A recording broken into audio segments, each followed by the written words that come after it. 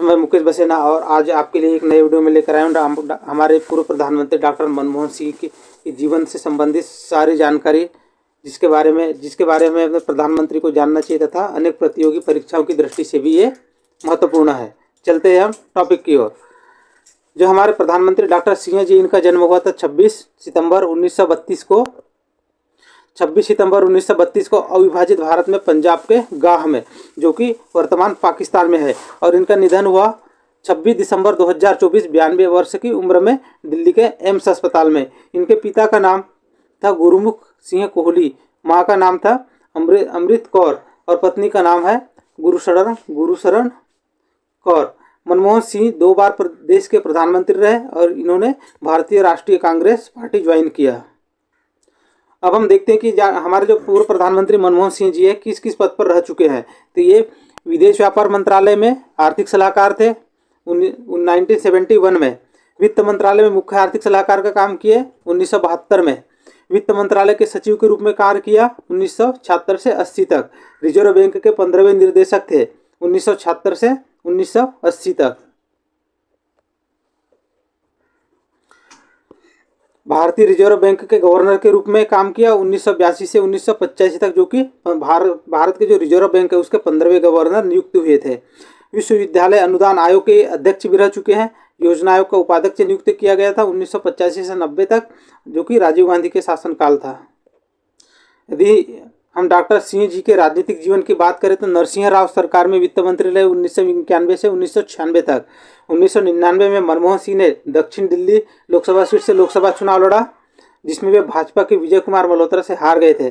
21 मार्च 1998 से 21 मई 2004 तक वे राज्यसभा में विपक्ष के नेता रहे। भारत के 13वें प्रधानमंत्री बने थे वर्ष 2004 से 2014 तक। ये ऐसे प्रधानमंत्री थे जो पहले सिख प्रधानमंत्री थे। 1 अक्टूबर 1991 से 14 जून 2019 तक वे लगातार 5 बार असम से राज्यसभा सदस्य रहे और 2019 के बाद एक बार राजस्थान से राज्यसभा सदस्य। इस प्रकार कुल मिलाकर 6 बार राज्यसभा के सदस्य बने। 2019 में फिर राजस्थान से राज्यसभा में आए। 2019 से लेकर 2024 तक राजस्थान का प्रतिनिधित्व करते हुए राज्यसभा के सदस्य के रूप में कार्य किया। अब देखते हैं बतौर वित्त मंत्री आर्थिक सुधार। डॉक्टर मनमोहन सिंह का सबसे बड़ा योगदान वित्त मंत्री के रूप में आर्थिक सुधारों की शुरुआत करना है।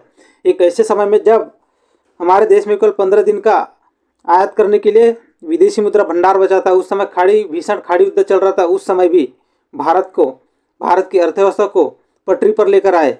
इसके लिए उन्होंने उदारीकरण, निजीकरण और वैश्वीकरण, मतलब जिसे हम LPG कहते हैं, उसको लागू किया और अर्थव्यवस्था को पटरी पर लाने में महत्वपूर्ण भूमिका निभाई। इसलिए इन्हें आर्थिक उदारीकरण के प्रणेता के तौर पर भी जाना जाता है। इन्होंने देश में ग्लोबलाइजेशन की शुरुआत की। ये सब LPG मतलब ग्लोबलाइजेशन, लिबरलाइजेशन और प्राइवेटाइजेशन, इसको लागू कब किया था? 1991 में। भारत को दुनिया के बाजार के लिए तो खोला ही, बल्कि निर्यात और आयात के नियमों को भी इन्होंने सरल बनाया। हम आगे देखते हैं उदारीकरण, निजीकरण और वैश्वीकरण क्या है और ये जो LPG सुधार है इसके उद्देश्य क्या है। उदारीकरण को इंग्लिश में कहा जाता है लिबरलाइजेशन, निजीकरण मतलब प्राइवेटाइजेशन और वैश्वीकरण मतलब ग्लोबलाइजेशन, शॉर्टकट में कहते हैं इसको LPG। उदारीकरण से तात्पर्य ऐसी नीतियों को बनाने की प्रक्रिया से है जो आर्थिक गतिविधि को कम बाधित करती है तथा टैरिफ में कमी या गैर टैरिफ बाधाओं को हटाती है। इसका उदारीकरण का उद्देश्य है सरकारी नियंत्रण और विनियमन को कम करना। अब देखते हैं निजीकरण। निजीकरण का तात्पर्य सरकार से निजी स्वामित्व वाली संस्था को या संपत्ति या व्यवसाय के स्वामित्व के हस्तांतरण से है। निजीकरण में राज्य के स्वामित्व वाले उद्यमों का स्वामित्व निजी क्षेत्र को हस्तांतरित करना होता है इसका उद्देश्य। निजीकरण का उद्देश्य क्या होता है? राज्य के स्वामित्व वाले उद्यमों का स्वामित्व निजी क्षेत्र के स्वामित्व में हस्तांतरित करना। वैश्वीकरण मतलब ग्लोबलाइजेशन, इसका तात्पर्य होता है राष्ट्र राज्यों की राजनीतिक सीमाओं के पार आर्थिक गतिविधियों का विस्तार करना। इसका उद्देश्य है आर्थिक गतिविधियों के विस्तार और भारत को वैश्विक अर्थव्यवस्था के साथ एकीकृत करने पर ध्यान केंद्रित करना। इन तीनों स्तंभों ने मिलकर LPG सुधारों का आधार तैयार किया, जो भारत की आर्थिक नीतियों में एक महत्वपूर्ण बदलाव का प्रतीक है। देखते हैं प्रधानमंत्री के रूप में 2004 से 2014 तक का उल्लेखनीय कार्य। बतौर प्रधानमंत्री डॉक्टर सीए ने अपने 10 साल के शासनकाल में उन्होंने कई ऐसे बड़े महत्वपूर्ण फैसले लिए जिसने भारत को और अधिक ऊंचाइयों पर ले जाने में काम किया, जैसे शिक्षा का अधिकार, राइट टू एजुकेशन, सूचना का अधिकार, RTI, right to information, MNREGA योजना समेत तमाम कई बड़े फैसले जो उन्होंने प्रधानमंत्री रहते हुए लिए। इसके अलावा उनके कार्यकाल में भारतीय अर्थव्यवस्था ने रफ्तार के नए रिकॉर्ड कायम किए। इनके जो 10 साल का दौर है इस तरह था कि 2008 की आर्थिक तंगी के झटकों से भी उन्होंने अर्थव्यवस्था को उबारा था, एक और साथ ही 2.5 अंक तक भी जीडीपी वृद्धि दर पहुंचा था। प्रधानमंत्री रहते हुए करोड़ों लोगों को गरीबी रेखा से बाहर निकालने का श्रेय भी डॉक्टर मनमोहन सिंह को दिया जाता है। कुछ देखते हैं पूर्व प्रधानमंत्री डॉक्टर मनमोहन सिंह के प्रथम कार्यकाल मतलब 2004 से 2009 तक क्या क्या महत्वपूर्ण उपलब्धियां रही। बात करें महात्मा गांधी राष्ट्रीय ग्रामीण रोजगार गारंटी अधिनियम, जिसे मनरेगा के नाम से जाना जाता है, यह जो है 2005 में ऐतिहासिक कानून था, क्योंकि इसने प्रत्येक ग्रामीण परिवार को किसी भी वित्तीय वर्ष में कम से कम 100 दिन का मजदूरी रोजगार पाने की कानूनी गारंटी दी। इसने आजीविका सुरक्षा को बढ़ाया और ग्रामीण समुदाय को सशक्त बनाया। इससे क्या हुआ, कम से कम 100 दिन की मजदूरी रोजगार पाने की कानूनी गारंटी प्रदान किया। इससे क्या हुआ, आजीविका सुरक्षा में वृद्धि हुई और ग्रामीण समुदाय सशक्त बना।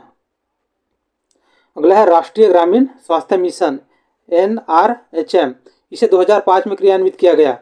इसका जो प्राथमिक उद्देश्य है मातृ एवं शिशु स्वास्थ्य पर ध्यान केंद्रित करते हुए ग्रामीण आबादी को सुलभ एवं किफायती स्वास्थ्य सेवा उपलब्ध कराना।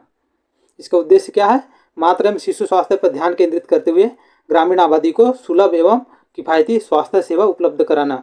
अगला है शिक्षा का अधिकार अधिनियम RTE act, right to education act 2009।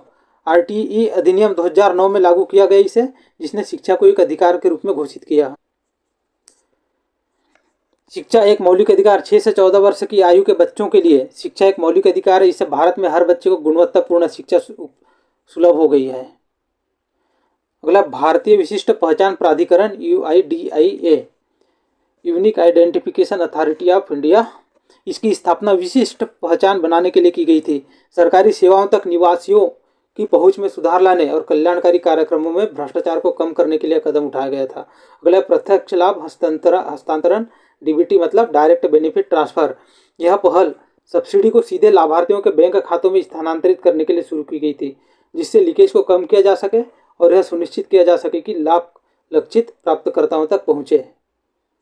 अब बात करते हैं डॉक्टर मनमोहन सिंह के दूसरे कार्यकाल 2009 से 2014 तक की उपलब्धि। पहला, संयुक्त राज्य अमेरिका के साथ असन्न परमाणु समझौता। यह ऐतिहासिक समझौता था। इसका उद्देश्य भारत के परमाणु अलगाव को तोड़ना और अमेरिका के साथ असन्न परमाणु सहयोग का मार्ग प्रशस्त करना था, जो भारत की विदेश नीति में एक बड़ा परिवर्तन था। अगला है आर्थिक विकास। मनमोहन सिंह के दूसरे कार्यकाल के दौरान भारत ने अच्छी GDP विकास दर बनाए रखी। अर्थव्यवस्था 9% वार्षिक दर से बढ़ रही थी और उस निशान के आसपास चरम पर पहुंच गई थी। अगला है राष्ट्रीय खाद्य सुरक्षा अधिनियम।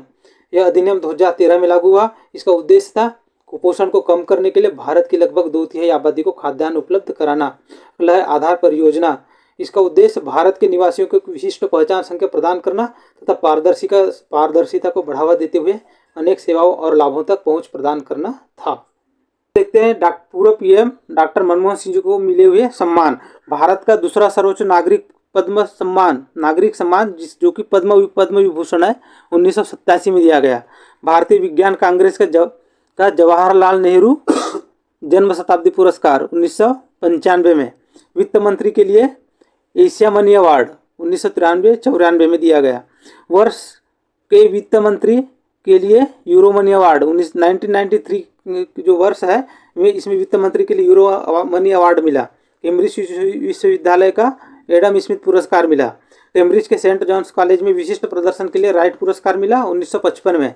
डॉक्टर सिंह को जापानी निहोन कीजई शिंबुन एवं अन्य संघों द्वारा सम्मानित किया जा चुका है। अन्य महत्वपूर्ण फैक्ट की बात करें तो डॉक्टर मनमोहन सिंह की आत्मकथा का नाम है changing India.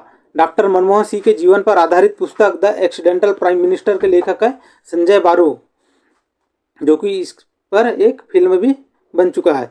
Doctor Manmohan Singh ji प्रसिद्ध अर्थशास्त्री थे। इनको उदारीकरण का जनक कहा जाता है।